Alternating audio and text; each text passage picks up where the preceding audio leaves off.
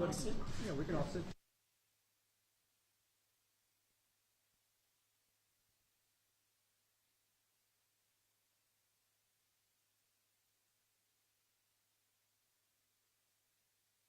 First of all, good morning, everybody, and welcome you to a very special event this morning. My name is Gary Perinar, the Executive Secretary Treasurer of the Mid-America Carpenters Regional Council.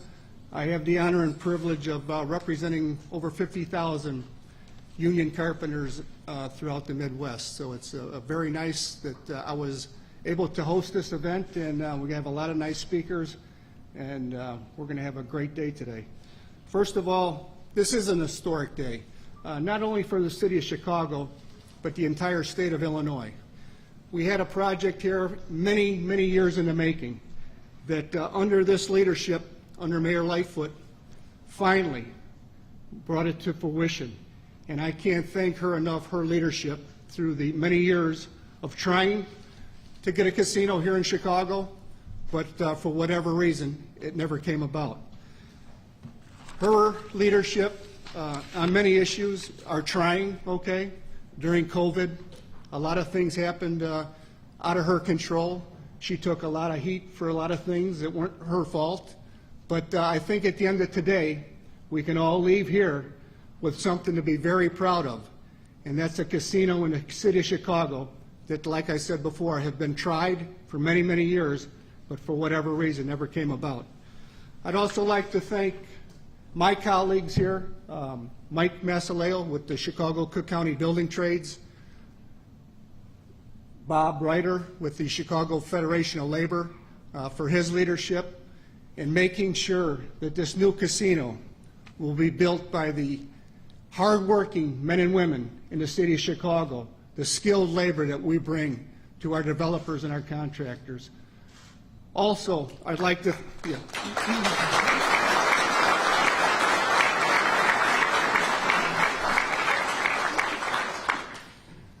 You know, this project will bring thousands and thousands of construction jobs for many, many years.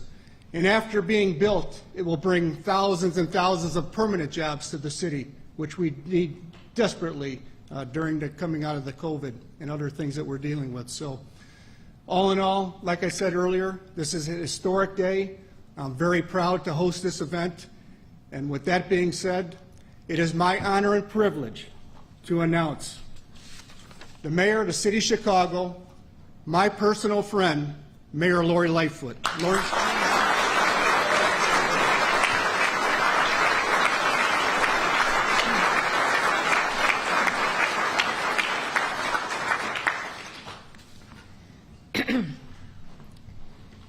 In April of 1992, then Mayor Richard M. Daley announced the Chicago Casino Commission to explore the implications of a proposed Chicago casino investment by Hilton Hotels, Caesars, and Circus casinos.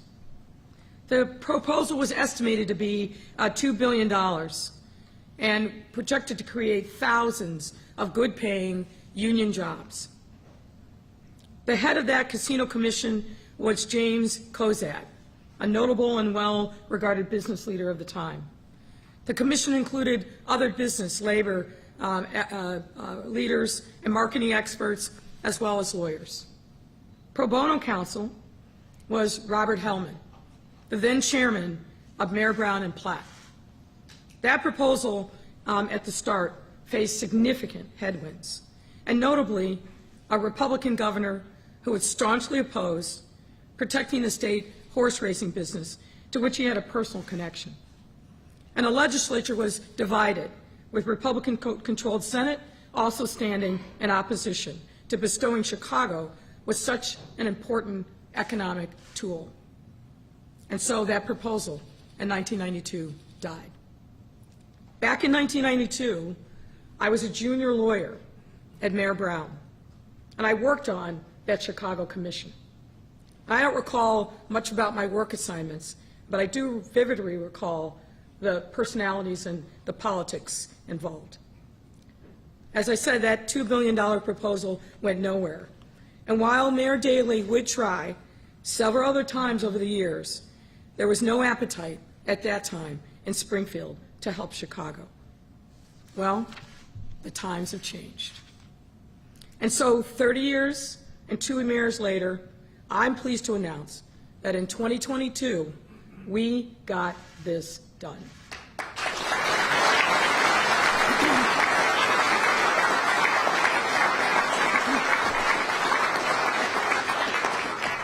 We have intentionally assembled, as you can see, a large, diverse group because so many people, so many industry sectors, so many labor unions, and others will directly benefit from this historic investment.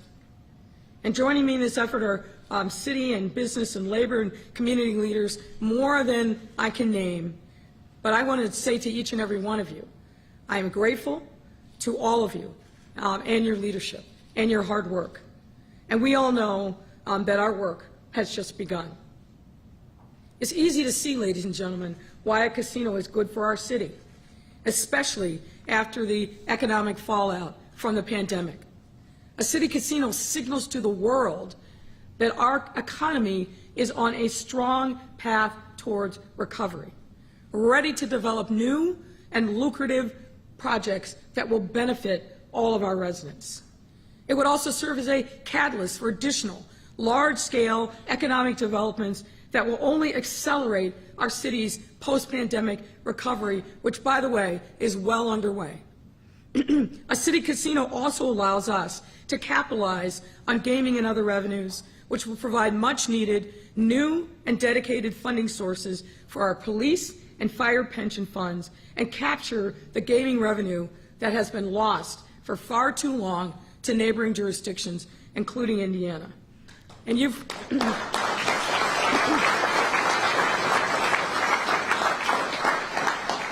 I want those line of Illinois license plates that are queued up going to casinos in Indiana to be coming right here. And with due respect to the Hoosiers, Chicago money must be spent in Chicago.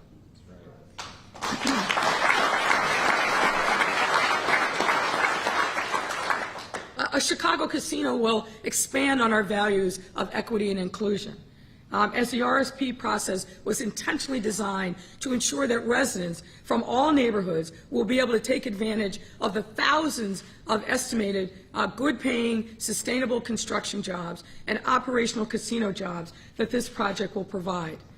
If you'll recall, I came into office determined to make our city's finances more stable and more sustainable, as well as root equity and inclusion at the heart of every city initiative. And through persistent efforts by my administration and our team, as well as a green light from Springfield, we were able to finally put the gears in motion and bring this day into reality. And let me take you back. In the spring of last year, the city issued an RFP for a casino and received 5 proposals from 4 applicants. In December of last year, each of the teams presented their unique visions to the public. They shared how the projects would become economic drivers for our city to catalyze growth. They responded to residents' questions about the benefits and inclusiveness of their visions. And they walked us through how their proposals would create what was our objective, a world-class, must-see experience that will draw visitors from all across the globe to Chicago. And then, following extensive reviews and refinements, 3 bids were selected as finalists: Bally's Tribune, Hard Rock 1 Central, and River 78. And after months of additional discussions and negotiations, including further public engagement, the evaluation committee selected the respondent whose proposal best met the city's core goals and would help us develop a casino-anchored resort complex that matches our thriving entertainment and cultural scene. I've accepted that recommendation, and I'm here to announce it today. While each of the finalists would have been great partners with the city, today I'm pleased to announce that the winning respondent is Bally's.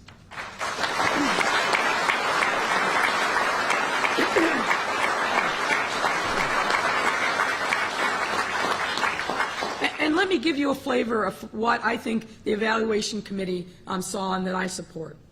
In addition to presenting the strongest financial offer to the city and the highest minimum capital investment, Bally's is also the only operator that does not already have a competing casino in the Chicagoland region. That's important. And their proposal met one of the core goals that we set in the RFP. Their team has negotiated a labor peace agreement, which was an essential and key requirement for this project to move forward.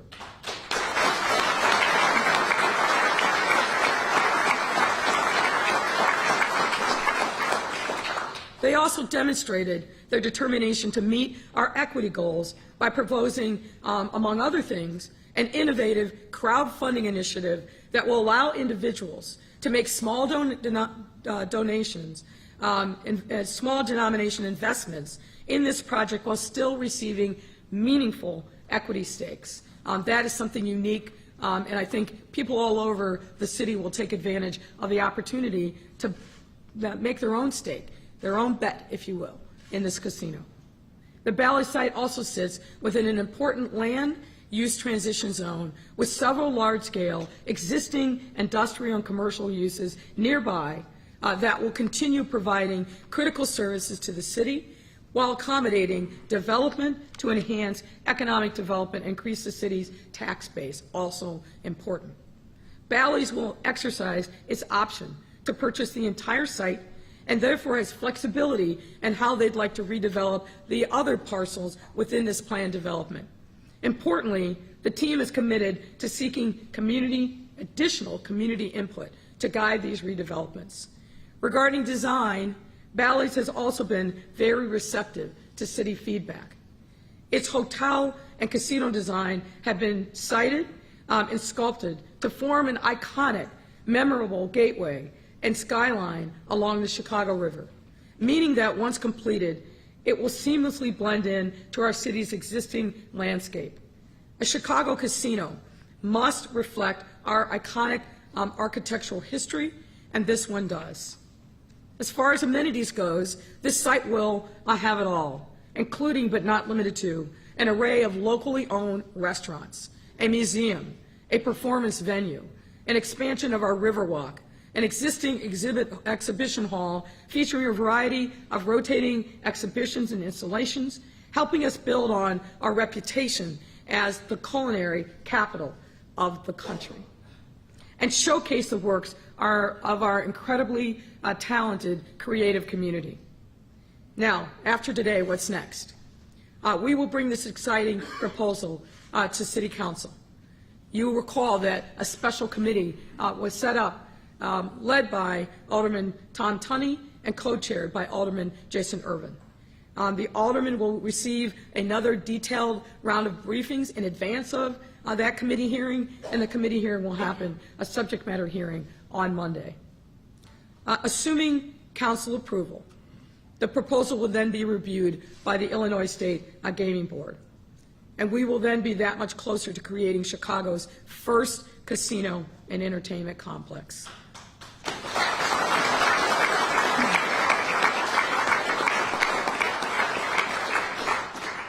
I have no doubt that the Bally's project, once completed, will be the world-class casino that we've all envisioned, that we've all dreamed about, and that this city deserves.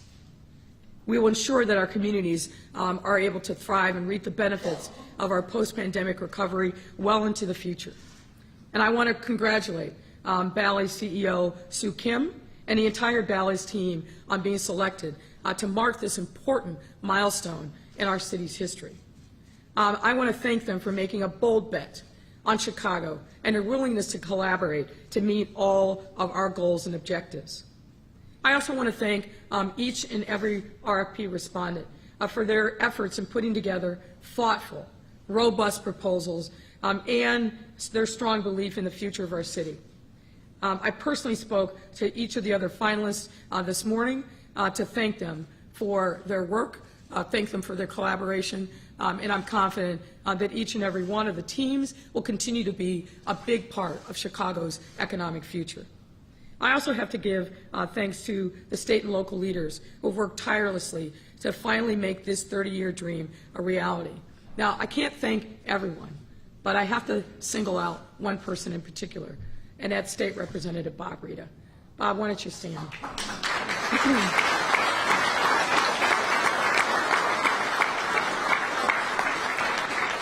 We had a lot of help along the way.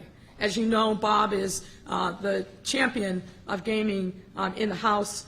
Mike Lulewski is here. He did yeoman's work for us. I want to thank Kelly Cassidy. I also want to thank leadership of the House now, led by Speaker Chris Welch. I also have to thank our colleagues in the Illinois State Senate, led by President Don Harmon. I want to thank Leader Lightfoot and Senator Matty Hunter and the others in the Senate who were also helpful. We would not have gotten this done without building strong relationships with members of the General Assembly and making sure that we were being responsive to what they needed and really making the case why now, why this time. I have to thank our team, both in Springfield, but also the team in the mayor's office, led by Jenny Bennett, our CFO, and Samir Mayakar, our deputy mayor for neighborhood and economic development, and their respective teams who were huddled against the back wall and on this side.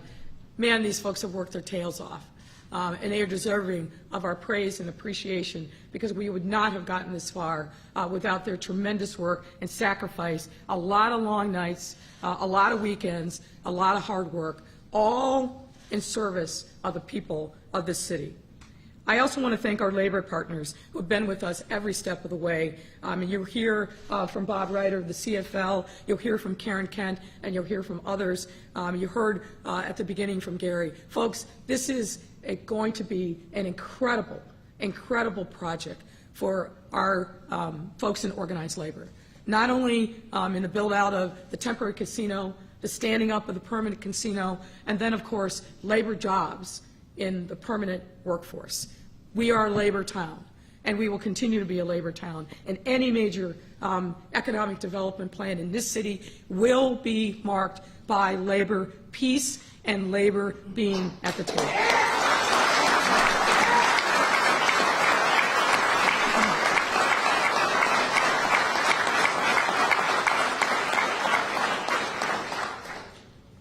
And last but absolutely not least, I want to thank the community members who have been vocal and participatory in this process, as they should be. As I've said many times, city government can't and should not make investments without consulting the communities in which those investments are made at every step of the way. And that's exactly what we've done along this journey. This started last spring with the issuance of the RFP, but even before that, we had extensive conversations with every range of stakeholders that we could think of to make sure, frankly, that we got it right. This is a once-in-a-30-year opportunity, and we wanted to make sure that we made the most of this opportunity. And in order for us to do that, we had to go into community, we had to talk to our stakeholders and leaders, and that's precisely what we've done every step of the way. So this is a milestone in a journey.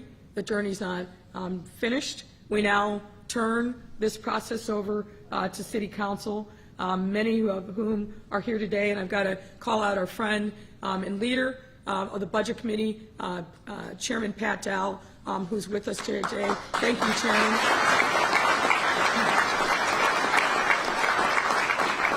Alderman Cardenas is here. Alderman Sposato is here. Of course, Alderman Burnett, who you'll hear from in a moment. But as I said, this is a team sport. It takes all of us, making sure that we are focused on what's important, blocking out the noise and getting the job done and delivering on behalf of our residents. I am beyond excited today, and I can't say enough about everyone who was involved. This is a great day to be a Chicago resident, a great day for me to be the mayor of this great city. And now, without further ado, I welcome Sue Kim of Bally to the podium.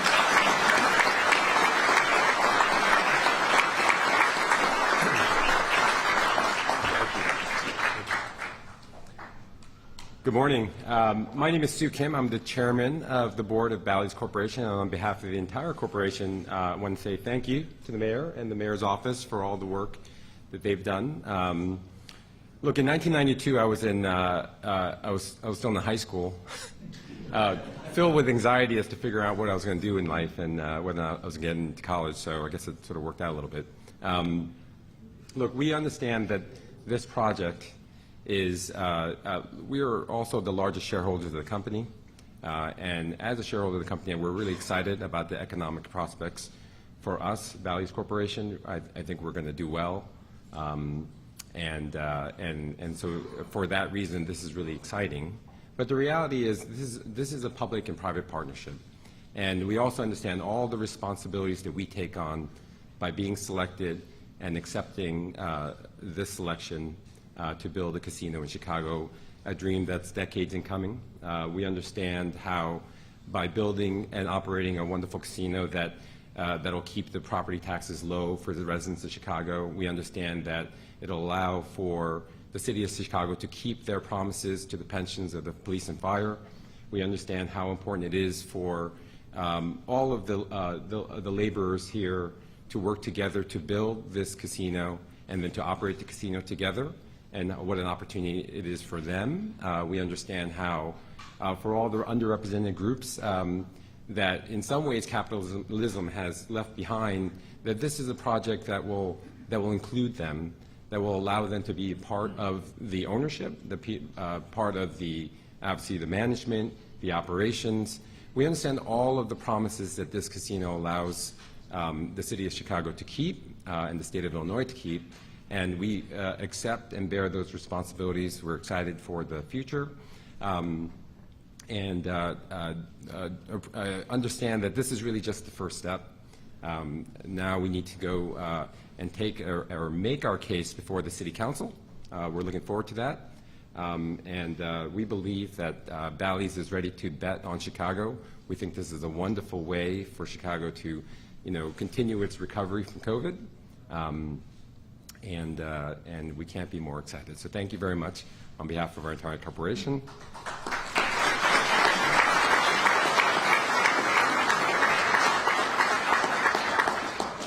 And it's my great pleasure to introduce Alderman Burnett. Thank you.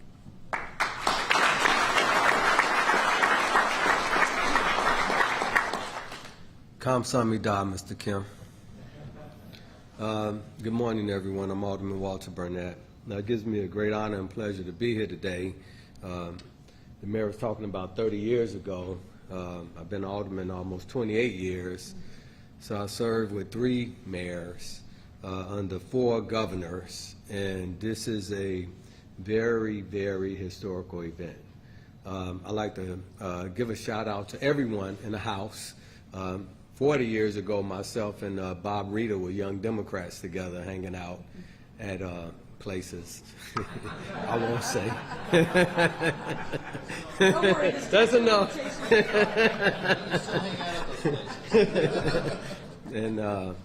And his dad was a great leader in the Democratic Party when I was a youngster, and mentored me also.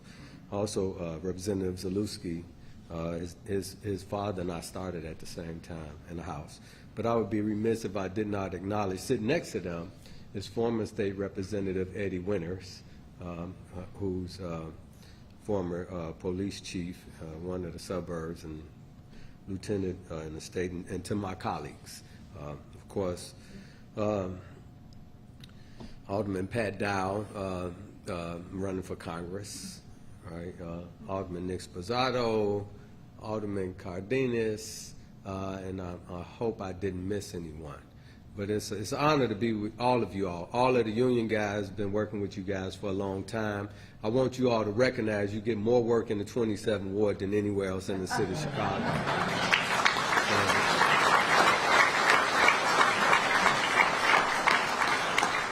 And that's only because I'm not scared, right? I'm not scared of progress. Think about the past. I see some of my homies here from Cabrini. We grew up in Cabrini, this area where this casino is going to go. We used to call it Ghost Town, right? We used to run through there. We used to first tell everybody we saw a ghost and run and hide and all that stuff. But we used to run around there and chase rabbits and throw rocks and ride our bikes. before all of those residents even thought about moving to this area. And I grew up in Cabrini Green, right down the street from where this is going to be built, in the row houses on Cambridge Street. My childhood home is still there. It's just boarded up. And, you know, I wasn't afraid of progress. I wasn't afraid of prosperity. When we had to tear down the former Cabrini Green high-rises over in the area, I wasn't afraid. Because I wasn't afraid, all of the people who live over there now live over there now. Because before that, they wouldn't even come to that area. So we helped all of them to prosper in that community and be able to live in the luxuries that they live in now. And that's because we weren't afraid, because we feel like we needed to do what's right and help progress and help people have a better place to live in the community. In this instance, I'm not afraid. I'm not afraid to have this casino to be built in our ward that's going to help our police and our firemen. They put their lives on the line for us every day. Every day.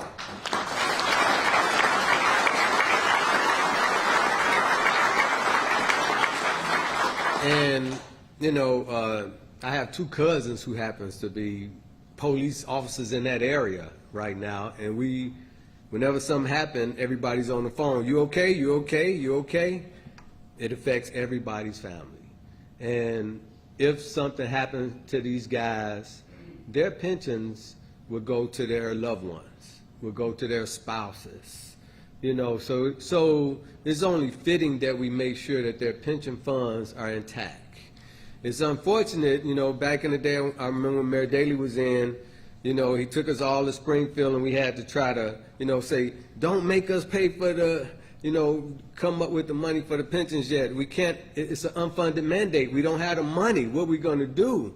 You know, and thank God that Governor Pritzker in the House and the Senate allowed us to be able to have a casino in the city of Chicago, finally. But thank God most of all for Mayor Lori Lightfoot, who stood up, negotiated, put aside all of her differences in order to work on behalf of the citizens of the city of Chicago, in order to work on behalf of our police officers and our firemen and their families, but also for our tourism. Coincidentally, I'm on the tourism bureau, the Choose Chicago. Right? I'm the only alderman on Choose Chicago, and I serve with a lot of these folks here. And I know in detail of how something like a casino would impact our city economically, how it would impact our city with tourism, how it would impact our city with adverse economics, going to everything from Uber rides to restaurants to hotels to, you know, tours to everything. You know, so the money that the casino is putting up is one thing, but the adverse effect of the money that's going to come to the city of Chicago is tremendous. We've had over 57 million people at one time before the pandemic to come to the city.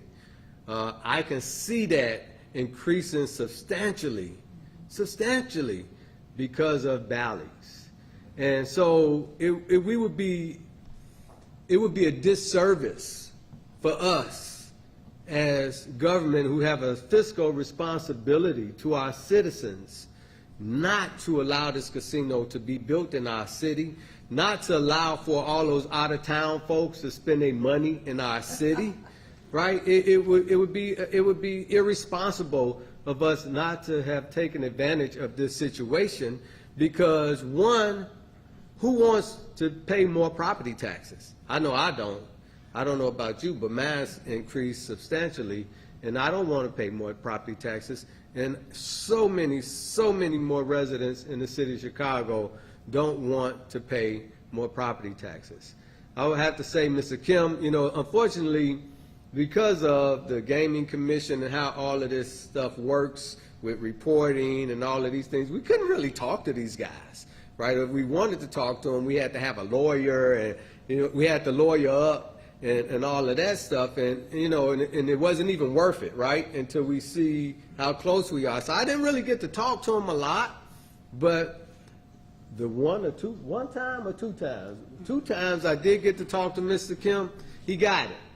I told him, I'm from Cabrini Green. These are my homies. I need you to help my people. These are my people. This is where I come from. This is where my home is. I need to make sure folks over there are prosperous, but also I need to make sure that we have a lot of public safety in this area. We need to make sure that it's safe in this community, that we need gang intervention, crime intervention, all of those things, but also we have schools and parks and centers and a whole bunch of myriad of things in the community, but also we have infrastructure that's needed in this neighborhood. And Mr. Kim was like, no problem, we get it, we understand, no problem. So I look forward to working with Bally's on helping our community. I'm going to advocate not just for Cabrini, because I don't just represent Cabrini, I represent a lot of communities. I'm going to advocate for everyone in our neighborhood, whether they're black, white, Hispanic, Asian, to be a part of this, because this is not just about us. This is about the city of Chicago. So I want to thank everyone that's involved. I want to thank the unions for working out a deal with Bally's. I want to thank Bally's for working out a deal. I also want to commend the deputy mayor. I want to commend the finance group that we have over there, Jenny Bennett and all of them, for their negotiations. She may look like a sweet lady, but she's a rough negotiator, because here we go from come up with 25 million, now we going in, they come in the door with 40 million. Kamsahamnida. They coming in the door with 40 million, right? I mean, and she challenged everyone. They challenged everyone to come up with more money, and guess what? We got it. So this deal has, and this probably, from what I understand, this is one of the biggest deals in the country. No one else have made a deal like this in their city like we have in the city of Chicago. So I look forward to all of us being prosperous. I look forward to all of us being successful.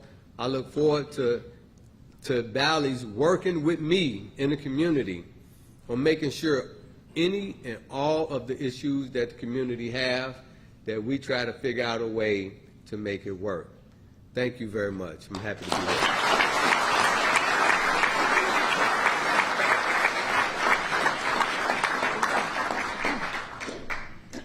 Good morning.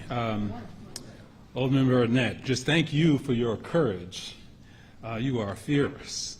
And Mayor Lightfoot, for your courage, to take on really transformational endeavors like we're seeing today. So this is an exciting occasion. I just want to use my remarks to talk about Bally's, River West's, the urban design of their proposal, and how this amazing $1.7 billion project reflects the City of Chicago's priorities for design excellence and for innovation in urban placemaking. When we set out on this journey last year in April 2021, what we really aspired to do was to create a world-class arts, culture, and entertainment district that was anchored by gaming. We wanted to create a truly urban experience, and the RFP brief itself, we described multiple goals that would ensure that wherever this casino landed, above all else, it would embody the very spirit of Chicago.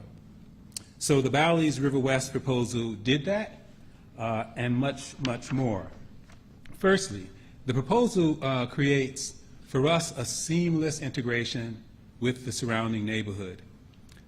There's a new street grid that they're bringing that connects to the existing street grid that connects to the surrounding neighborhood.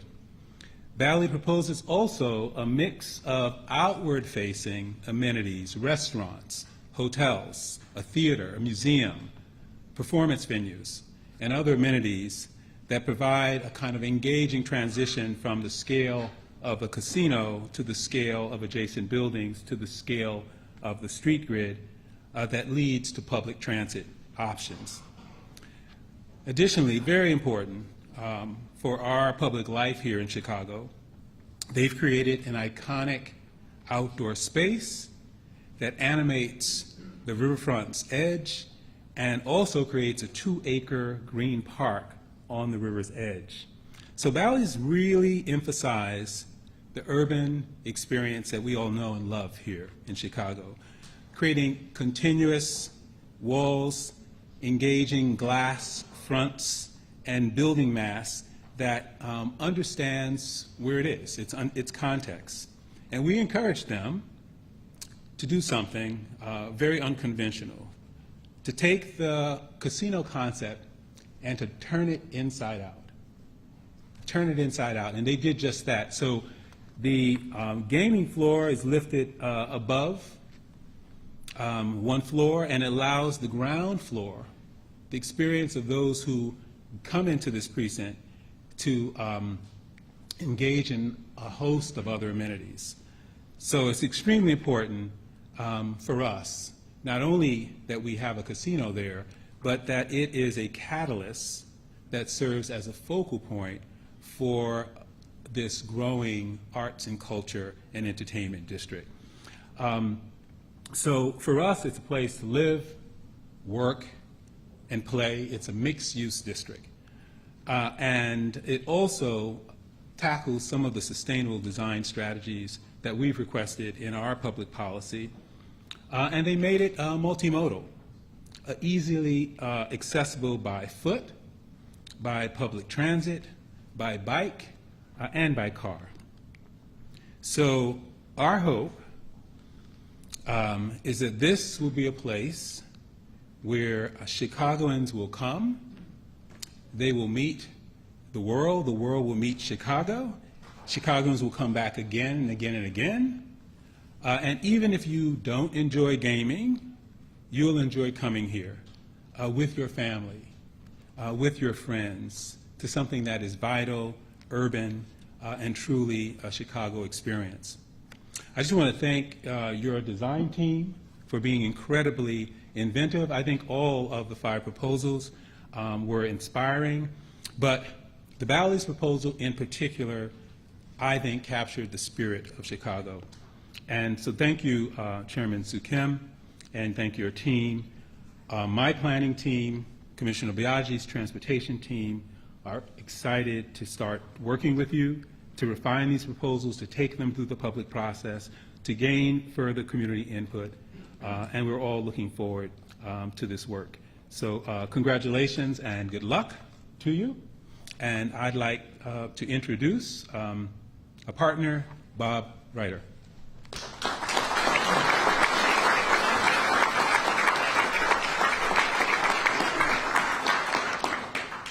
Thank you, Maurice.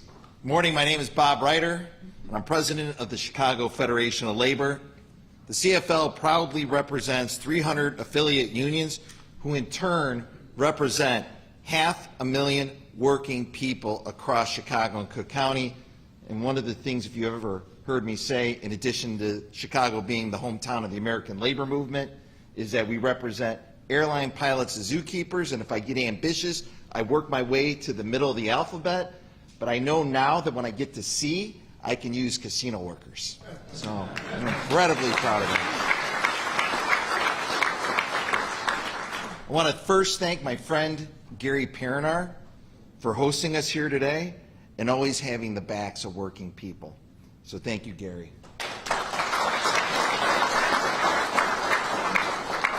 I am very, very excited to be here today. We started in Springfield partnering with Mayor Lightfoot, Speaker Welch, President Harmon, Governor Pritzker. Mayor Lightfoot, thank you. Thank you, thank you, thank you. And I can't forget my partners in organized labor, Mike Masaleo, President of Chicago and Cook County Building and Construction Trades Council, and Tim Dre, President of the Illinois AFL-CIO, who supported and worked the roll call with us while we were down in Springfield. We have long recognized the opportunity that a gaming and entertainment complex could mean to the working people of Chicago. Layer in the revenue that will come to the city and the further economic growth this will give our tourism industry, it's overwhelming. Not only will this casino be built by tens of thousands of union construction workers, but we have reached a strong labor peace agreement with the Bally's Corporation.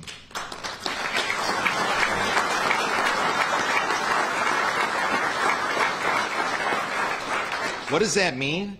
It means the attendant that parks your car, the dealer at the poker table, the server that brings your drinks, the stagehand that sets up the show in the theater, the engineer who keeps the building running. All of those workers will have the chance to earn family-sustaining wages and benefits because of this agreement. Workers in the hospitality industry. And where do workers like that come from? Chicago's 77 neighborhoods. Chatham, Little Village, Austin. And if you walk around our hospitality facilities now with our unionized workers here in Chicago, which is the best in the country, but anywhere around this country, the hospitality industry is highly staffed by people of color and specifically women and immigrants. That's a big deal that we're giving those folks and expanding the shot that they get at the American dream that so many of us want to live every day.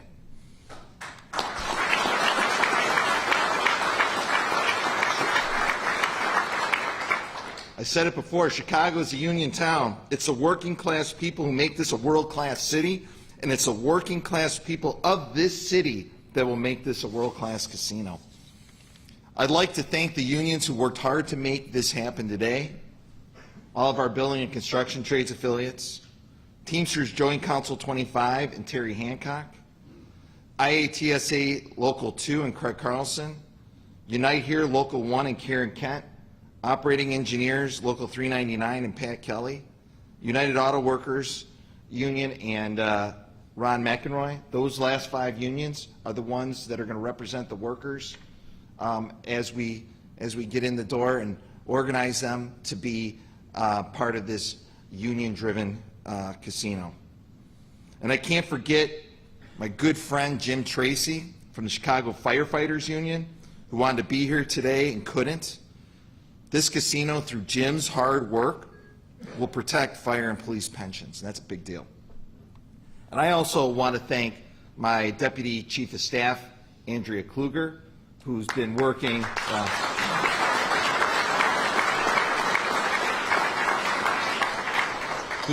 hand in hand with me throughout this. See, a little thing about Andrea, it was like she's like a sleeper agent that's been out there for us for a long time. Her first job in the labor movement was working as a casino organizer, and she led the successful conclusion of New York City's first casino. So this is a second notch on her belt. So thank you, Andrea.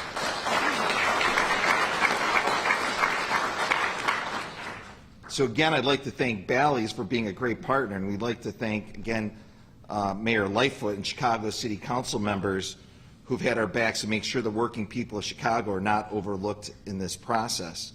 And I want to note something very important, because I've gotten a lot of questions since our since I testified at the City Council. Everyone's like, well, who was the one that you've had conversations with? It's been Bally's. Bally's has been working with us for months now to get to an agreement. They are the ones who were in the door first. We weren't quite there a week and a half ago, but they were the ones who, as soon as we got out of that hearing, said, okay, let's finish this up. And they are the only ones, and everybody else had an opportunity. And I'm not here to, you know, say anything bad about anyone else, but I'd be remiss if I didn't know that Bally's was the only one who got to the finish line on a labor peace agreement. I want to thank Sue Kim. I want to thank Chris Jewett, who's been working with us on this. They came in, have engaged local partners on the operation and construction of this casino, and they recognize that this is a union town and that they're union in other cities, and that they wanted to hold true to their union values. So thank you guys for that. And like I said, the mayor's had our back every step of the way. Our friends in Springfield who are boots on the ground, who are here, our friends in the city council. Mike Zaleski has been, and not to highlight him over anybody else, but on low-wage worker issues, I don't think enough people know this, but Mike's actually one of the people that I call to see if we can break through on those issues to help me figure out strategies to get to the legislature. And I think it goes unrecognized too many times what a role he plays as an advisor to us over at the CFL. So thanks, Mike.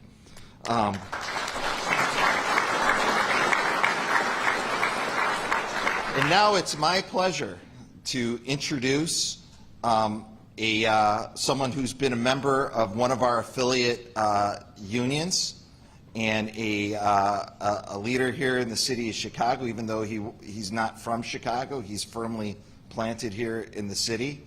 A former member of our affiliate union. He may still have his membership. I'm pretty sure he probably does. The NFL Players Association. Former Chicago Bears defensive end, Israel Adonijah. I'm the only guy that makes me look small on the stage. Good morning. Good morning. So, before I came today, I made a commitment to myself. Often I'm accused of always using sports analogies. So I said no sports analogies. I'm just going to say my piece. But our mayor mentioned that this is a sports team, a team. So she opened the door, and I've got to walk through it, right? So, it's just incredible, and it's an honor to be a part of this moment. Very important moment, and I know the importance is reflected in the attention to detail that everyone in this room has shown. That importance is not lost upon anyone on this stage, right? This is an incredible opportunity for the city, and for me, to be a part of Team Bally's is just an honor and a privilege, and they've made a commitment not only to delivering on an amazing project, but they've made a commitment to also helping the city to win economically.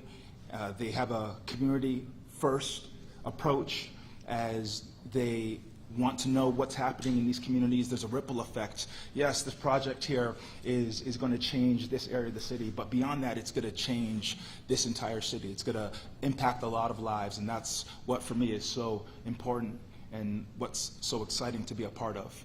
I'm so fortunate that I was able to serve the city in the sports aspect for so many years, and also to give back, working with kids in the community and focused on that impact sector. There's so much work that needs to be done. Bally's has that front of mind as well, and in building any team, right, vision is so important, execution is so important, and Bally's brings that. The city knows that, and it's because of the insight, the strength they have, the position that they're in, why that this partnership has happened today. And without a question, we're going to look to over-deliver. We're going to look to execute on a high level. And I know it's been mentioned multiple times today, but this is going to be an incredible experience for the city of Chicago. But beyond that, this is going to be an incredible global experience that wherever you come from in the world, you're able to come to this casino and really just be blown away. So it's an honor, a privilege to be a part of it. I thank you all for your commitment to this project and what you've brought and bring to the table. And I look forward to just getting this off the ground. Also, the mayor mentioned that this is just the beginning. There's a lot of work to be done, and that's absolutely right? This is training camp. This is preseason. There's still significant work that needs to be done, and it's going to take all of us, right? It's going to take everybody, every stakeholder from every corner of the city to bring their best to make sure that this project crosses the finish line on an elite level. So thank you. I appreciate you. Bear down. Let's go. Let's welcome to the stage John Bosca. That's close enough. That's close enough. Good morning, everybody. I'm John Bosca. I'm from Neighbors of River West. So you understand, our neighborhood association, it covers the boundaries. On the north side, it would be Division. On the east side is the Chicago River. To the south is Kinsey. And on the west side, it is Ogden Avenue and the Expressway. Our neighborhood group has contracted over time, and the reason for that is because everything around us has boomed. The West Loop, River North, a lot of changes over in Ukrainian Village, Eckerd Park. All those areas have boomed. Developers have looked at River West as being the hole in the donut. The reason for that is because there have been such large developments that were essential to the city. Businesses. Those businesses were and are Chicago Tribune, Prairie, Begain, Ganella was in the middle of our neighborhood. These are large tracts of land that were not available for development because they were providing jobs, essential services to the city. So as properties around that, those different businesses grew and they started to develop, we had to work hand in hand with the people who work there, own those businesses. Today, right now, we're looking at a huge change. We're not, as Alderman Burnett said, we're not afraid of change. And the reason for that is this. Alderman Burnett said that he's not scared. We're not scared. I'm not scared. The reason for that is this. We trust each other. Alderman Burnett has been working with neighbors of River West for over 28 years. I've lived in a neighborhood since 1988. The change that has gone on has been immense. You guys have all seen that. You've experienced it, especially the labor that is here, the buildings that have gone up. One thing for sure is that Chicago is a big, small town. We all know each other. We all work with each other. What's most important, though, is to be able to trust each other. Know who you're going to go and sit down with at the table. In this particular instance right now, neighbors of River West, we were the only neighborhood group to address the underlying PDs that are existing there right now. On the north side of Chicago Avenue, which we refer to as the insertion plant, that would be referred to as PD number 1399. To the south side, which is about 38 acres, that would be referred to as 1426. All the improvements that are there have been worked through with those developers that held those at the time. Most importantly are the traffic improvements. When we went through the PD process with Riverside and with Tribune and Phil, who is here, we worked through that. Most importantly, what we were looking at was for the throughput of the traffic on Chicago Avenue, as well as how to get traffic through the intersection of Ogden, Milwaukee, and Chicago, then ultimately get it onto the Kennedy.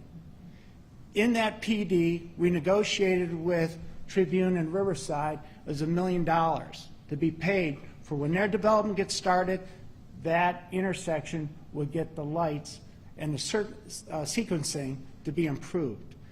When the south side of the Chicago Tribune properties came in, again, traffic was a huge issue. As the PD requires, we've asked that the developer put in all of those improvements first. Streets, signaling, on the south side all the way up Halsted. Yes, well, why is that important? Because everybody's talking about traffic, congestion. Bally's has made a commitment to do that up on the front end of this. All that being said, I want you to know that throughout this process so far, it's been different from what we've done in the past. It's been different from the way that things have been done before. Automatic prerogatives has always been brought up. One of the things that we have to work through and will continue to work through is what that really means. What does that look like? So far, it's been great to work with Alderman Burnett, and he's been open with us, and same thing with Mayor Lightfoot and her administration. Again, it goes back to trust, working with folks. Also, too, one of the things that I do want to say about Bally's and how we were introduced to them, I think it's important. During the pandemic, City Church, which is right there at Chicago and Halsted, we were passing out food, boxes of food. Reached out to the alderman and said, hey, Alderman, how can we get more involved with the community? He gave us a couple names, and Sure enough, gentleman over here, John Harrell, he shows up with Terry, and next thing you know, we start giving them boxes of food. They help us deliver the food. We knew exactly what was going on.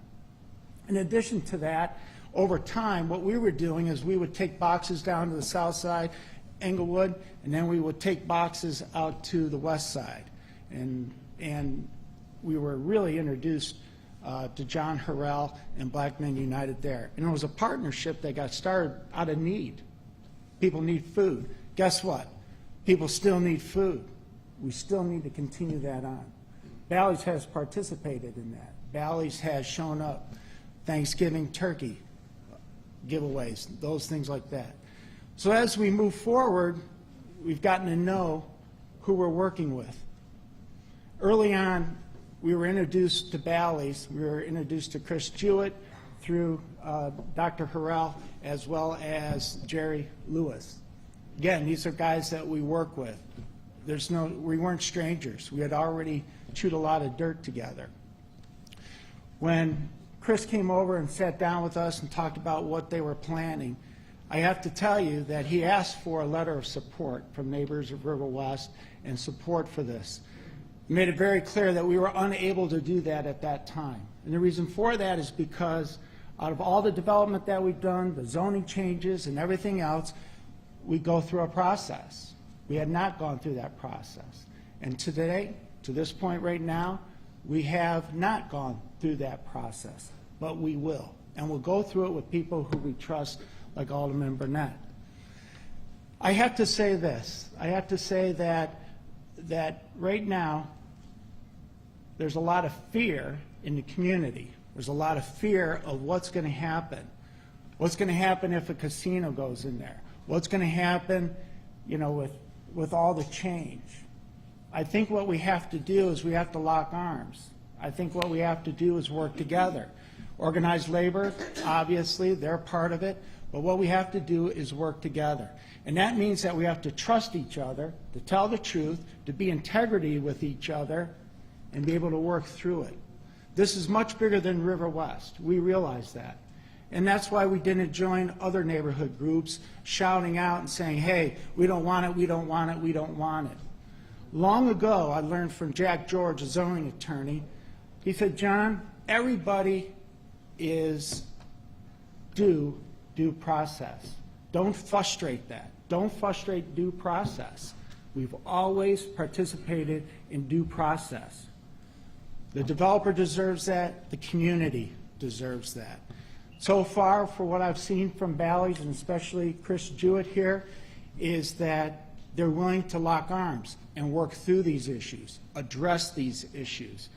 They're real, and so are those fears. But what I'm not afraid of is locking arms with Alderman Burnett and other community leaders to work through those problems. I know in the coming days we're going to have a lot of work to do. Look forward to it.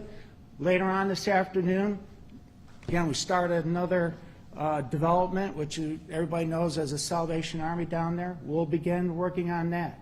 Everywhere in River West right now, everywhere, there is development that is planned. And it's good to work with people who you can trust and who you can work with. Thank you.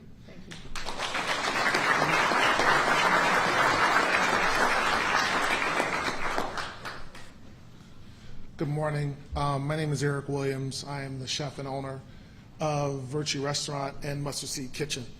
I'd first like to thank Mayor Lightfoot for her vision and her tireless effort to push this thing forward. I'd like to acknowledge our state and city officials who are all working diligently to make this thing come forward. I've worked in River North for about 20 years, which is the most amount of time I've spent in a space in my entire career. And I worked as a young salad cook to a partnership steak in a restaurant by the name of MK that was there and took a lot of pride in not just being in the community, but being a part of the community. We were able to move forward as we closed MK a few years ago to launch Virtue Restaurant, which we believe is an amazing amenity to the Hyde Park community, to his residents, and the community at large. It's important to me to be in spaces that provide safe space and equitable space. And as we look forward to being a part of this development, growing our team, creating a deeper, connected impact in the River West community, we look forward to growing opportunities for people of color and providing a culture of hospitality and kindness for everyone that walks in those doors. Thank you.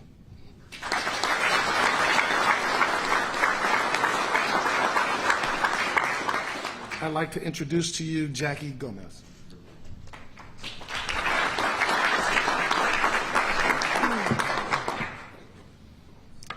Well, just when I was thinking, I was really excited about the Mayor's Invest Southwest initiative because of the involvement with the community. Blew me away, Mayor. This is an exciting time, and it's historic for the city. My name is Jackie Gomez. I am the Executive Director for the Hispanic American Construction Industry Association, also known as HACIA. We are a construction advocacy and membership organization representing over 300 members in the construction industry with a focused lens on diversity, inclusion, and equity. Small businesses and minority and women-owned businesses are the lifeline of the communities in Chicago. The opportunities for minority and women-owned businesses and the creation of good-paying construction jobs that this development will bring will be historic, and we're all for it. It will set the tone and the new standard for what future development should and will be like. And that's exciting times for us. It will benefit, the benefits of this development will be felt for generations. That's no doubt about it. And what you've been hearing mostly today of how the design, how inclusive and wonderful it will be, and it will be built by quality workmanship. I'm here to just highlight how excited we are for our for the small minority businesses that are looking to be part of this great project. And I applaud, and we applaud, the Mayor's efforts and intentional efforts to ensure that it's inclusive from the very top to the bottom. And that's important for our minority and women businesses here in the construction industry. And so with that, I just want to applaud the Mayor and her team for this enormous feat we know was not easy, and we stand ready, willing, able to support and assist Bally's team with the inclusion of diverse businesses and a diverse workforce. Thank you.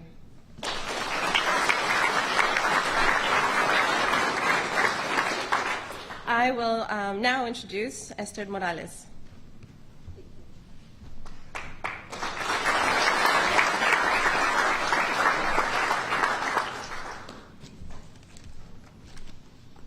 Hola, buenos días a todos. Hi, how are you? Mi nombre es Esther Morales, soy recamarera en Crown Plaza. Good morning, my name is Esther Morales. I'm a room attendant at the Crown Plaza Hotel in Chicago.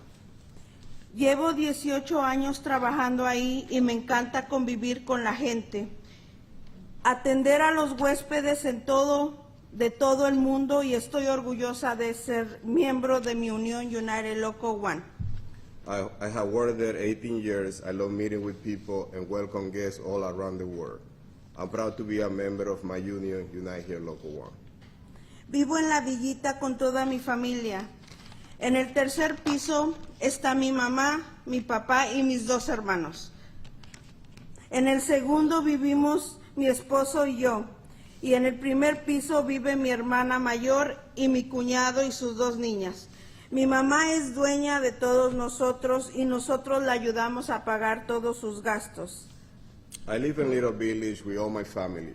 On the 3rd floor are my mom, my dad, and my brothers. On the 2nd floor, I live with my husband. And the 1st floor, I live my big sister, my brother-in-law, and their 2 daughters. My mom owns the building, and we all help together to pay the cost. Gracias a mi unión tengo trabajo, me permite mantener a mi familia y ayudar a mis padres.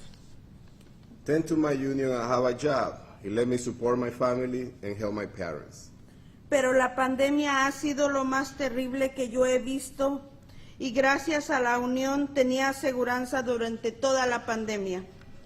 But the pandemic has been the worst thing I ever seen. Thanks to my union, we'll be able to have health insurance the entire year. Las trabajadoras como yo merecemos buenos trabajos con un seguro médico accesible y de alta calidad. Workers like me deserve good job. We are affordable and high-quality health insurance. El Casino de Chicago creará oportunidades para cientos de trabajadores como yo. The Chicago Casino will create opportunity for hundreds of workers just like me. Gracias al alcalde Lightfoot, al ayuntamiento por apoyarnos y sí se puede. Local Thank you 1. to Mayor Gracias. Lightfoot and the Chicago City Council for support us, and sí se puede. Thank you for very everything. much. Thank you.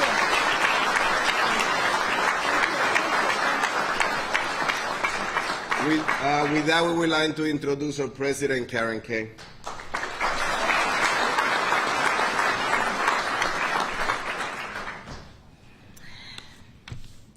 Good morning. My name is Karen Kent. I'm the president of Unite Here Local 1.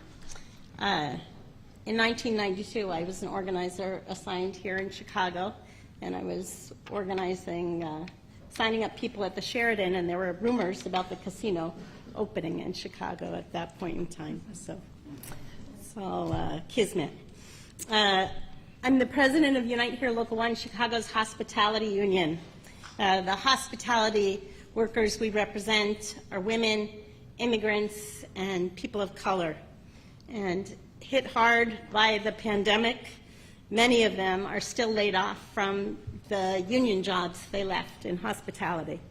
Jobs that they loved, jobs that paid their family's mortgage on their homes, jobs that supported first in family college students, jobs that paid for family health care and provided family coverage for children from delivery to vaccination to graduation. Today, 26 months after the pandemic first shut down our city, there remains a good job shortage.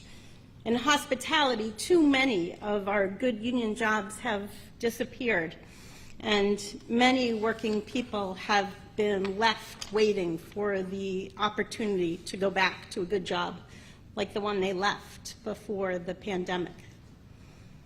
That's why I'm delighted to say today that hundreds of bartenders, servers, housekeepers and cooks, baristas and bellmen and bussers will have a shot at a good job at Bally's Chicago Casino.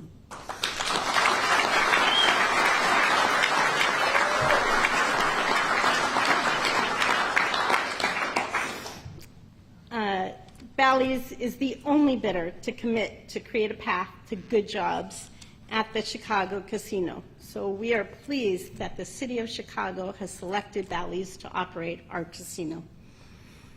Bally's Chicago Casino will give hospitality workers from Rogers Park to Pullman, from Little Village to Bronzeville, from the west side to the south side, an opportunity to get back to work, welcoming guests, mixing cocktails, preparing meals, and making sure that visitors to our city feel at home. People who work in hospitality are the people who welcome you to their homes. They serve you a meal. They are the ones who organize the picnics and the barbecues from Memorial Day to Labor Day and tell you what to bring along when you come. These working people are ready for full-time jobs, good jobs that highlight fairness, that sustain families, and lift up communities, for work that fills a place in their head and their hearts. I would like to thank the mayor and the members of City Council as well for keeping working people in their heads and hearts throughout this process. We know that the casino has been the source of a lot of debate over the dinner table, with your neighbors, at union meetings, and with coworkers.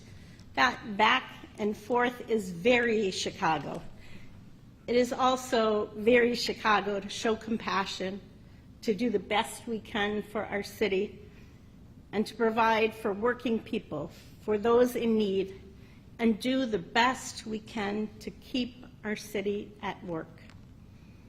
Chicagoans need the city's leaders to take this next step forward. We are asking for the best of Chicago to show compassion, to provide for our city, and keep our city at work.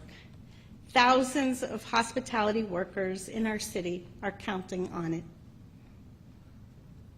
I want to thank again to Mayor Lightfoot, who's been especially mindful of the needs of hospitality workers at the beginning, throughout, and during the whole pandemic. And the members of the mayor's team who put in so much work, and the members of City Council, to the Chicago Federation of Labor, I'm going to get for clumps, to the Chicago Federation of Labor and the Chicago Building Trades, we thank you. We are filled with love and pride and honored to be part of the Chicago labor movement with all of you. Without all of you, our union would look very different today. We are fortunate to have a labor movement that believes in lifting all boats and that leaves no one behind. I'm so grateful to the mayor, to labor, to all of you. Thank you very much, and I'm looking forward on behalf of our members to doing this casino together. Thank you.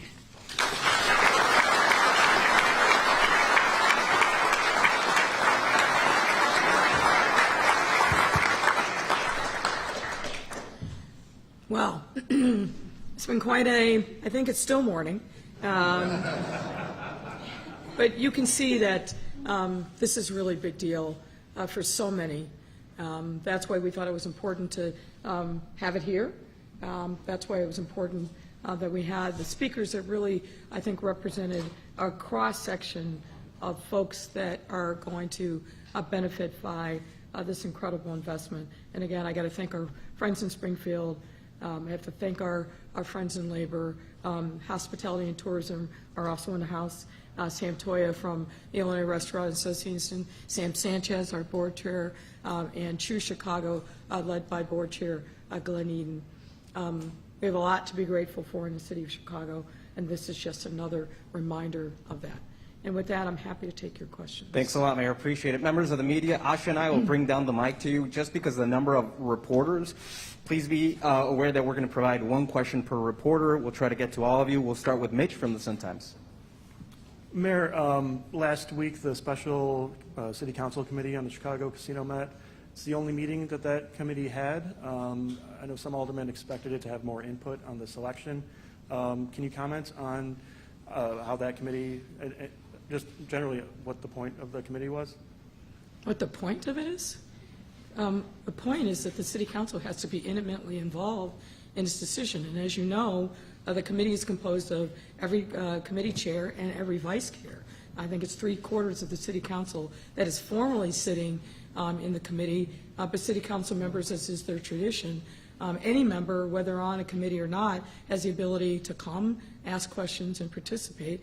And I think you saw some of that. So the point is the point. We believe in legislation. We believe in democracy. And this is something that the City Council has to be intimately involved in, and they have been. They had the opportunity from the very beginning when we released the names of the RFP respondents back in December. We had the big convening at UIC Pavilion to come and listen to the presentation. They've had the opportunity at all the public convenings. Multiple layers of briefings have happened with City Council members. Some participate, some don't.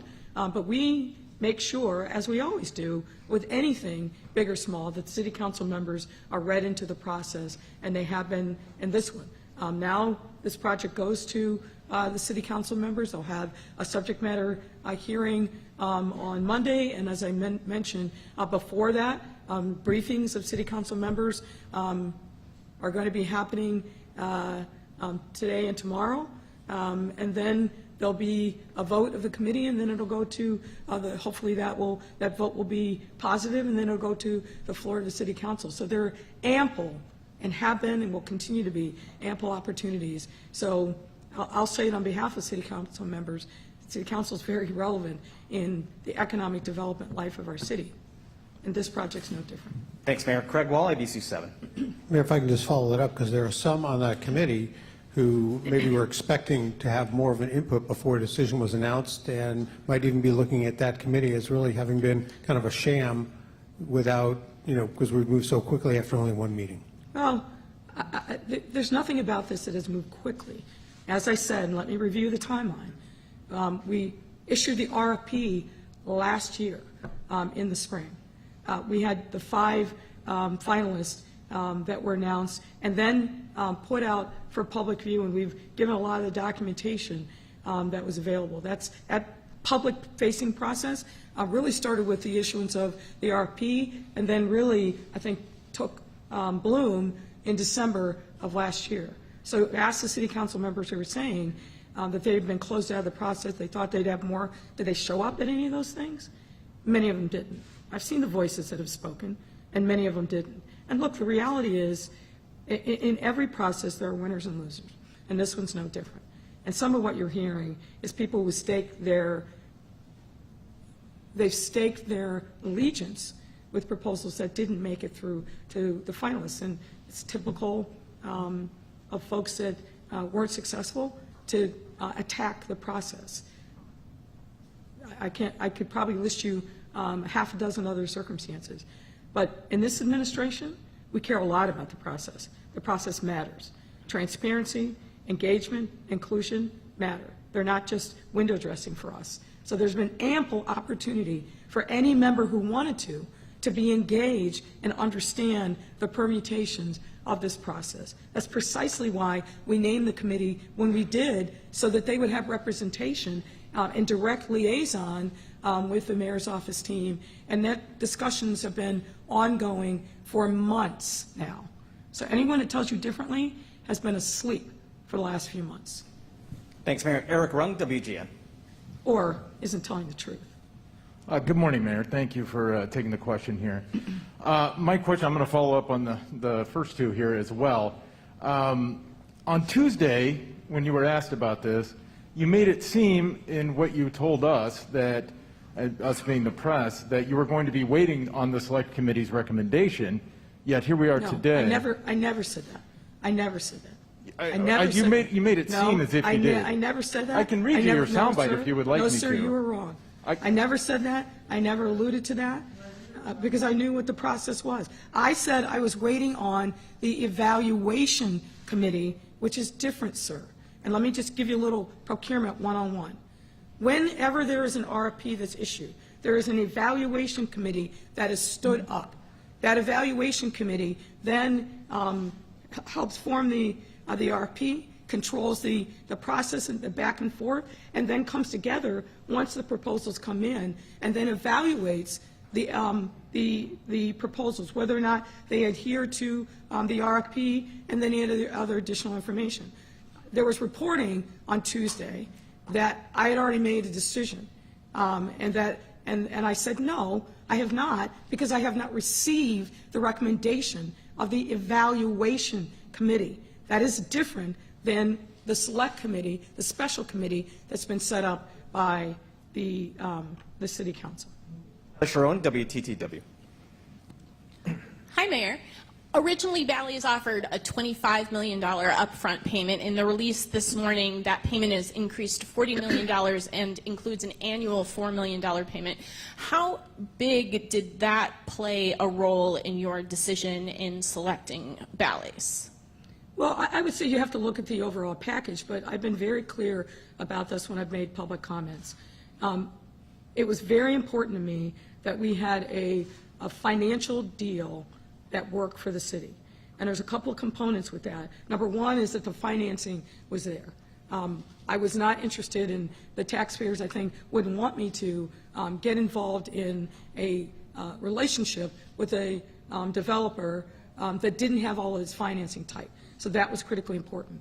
We also had other elements of what we were requesting, which Bally's has met. One of which, importantly, was an upfront payment and then an annual community benefit payment that we could use to supplement some of the work that's going to go on around the casino development, and Bally's has met that. So yeah, finances, of course, first and foremost, matter. Having labor peace, a critical part of it. Making sure that they were meeting real commitments around MBE, WBE participation, also critically important. I don't want to short shrift all of it, but those are some of the top line issues, and we were very transparent about that from day one in the RFP and any conversations that I've had with the teams, whether it was a 5 when I met with them or when it was 3 with the finalists. We emphasize those pieces, and that's what our team has been really in negotiations around a term sheet for a long time with each of these teams, but those are critical pieces for us. Chris Ty, CBS. I'd like to use my question to ask Mr. Kim a question, if I may. Mr. Kim, would you mind stepping up to the microphone? There are some critics in Chicago who say that Bally's doesn't have expertise to operate a project of this scale.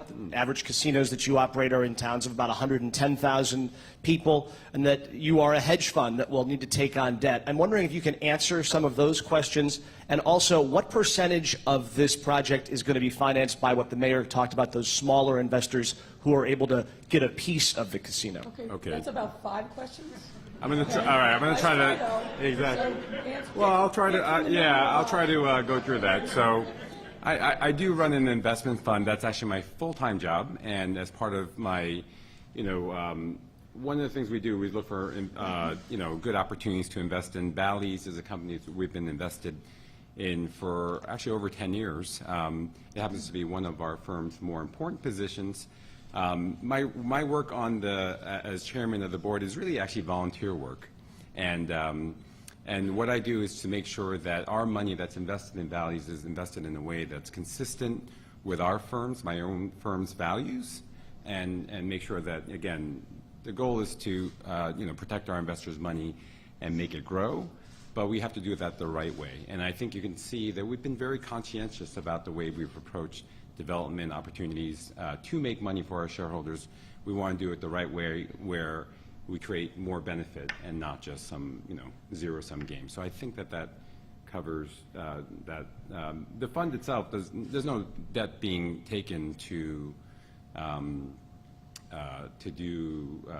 build this project. We're going to build this project over a number of years. We actually, are one of the reasons why we are maybe the fastest growing casino company in America. Is because we have a very solid balance sheet. We're able to invest in ourselves, invest in new projects, and I don't think that this is going to take some special amount of borrowing. Sorry, what was the first question again? It was a ball of mud that he was throwing. No, it's okay. It's okay. Yeah. No. Oh, yeah. Oh, okay. So in terms of the small investor options, again, this is something that, again, everything that we've done here, we've listened to the city. I think that, look, the city ran a tough, I think a very tough process. They asked for a lot. And one of the things that was very important to them was, hey, we have to make sure that this is just not, rich people getting richer. There has to be a way to share in the project. And so we came up with a very innovative community investment program, which we are going to continue to announce in the coming days and weeks. But I think we've fleshed through the basic parts of this, which is that, again, even small investors in the community, underrepresented groups, will have a chance to own a piece of the casino and have a meaningful stake in its success. So we're very excited about that. I think it is quite innovative, and sometimes it's good to do something that other people haven't done. In terms of our experience in managing casinos, actually it's really interesting. Our first casino, the first casino that is actually the core of Bally's, is our property right outside of Providence, Rhode Island. That has close to 5,000 gaming positions. Actually, versus the other bidders, I think it's larger than any of the other casinos that they run in terms of size and scope and scale. So I don't know. I think we, I don't doubt our ability to both build and operate this casino. Thank you very much. Alice from the trivia. Hi, Mayor. So what do you make of two neighboring aldermen, Hopkins and Riley, who are not on board with the location and say their residents aren't either? And are you concerned about going forward without them on board? No. Not concerned at all. You know, we have and we will continue to engage with city council members. There are going to be some that will vote no, and that's how the world turns. But I'm more than confident that we will have a good, solid majority that says yes to our residents, that says yes to economic development, and as Alderman Burnett said, aren't afraid of progress, aren't afraid to make investments that inure to the benefit of all of our residents, aren't afraid to make an investment in our police and fire pensions, and aren't afraid to put union members to work and make sure that we are building a strong economic future for our city. So I'm not afraid of that. Thanks, Mayor. Melody, Block Club. Hi, Mayor. I already see that there's a town hall scheduled for next Thursday, May 12th, following the announcement today. And I spoke to some community organizations that their perspective was that based on the special committee meeting in late April, that these community meetings would happen prior to a final decision. So I'm just curious what your message is to some of those groups that feel a little blindsided by the announcement this morning. They are happening before there's a final decision. The city council's got to vote. That's the final decision. All right, moving to the back with Mariah, WBEZ. Oh, thank you. Hi, Mayor. Hi there.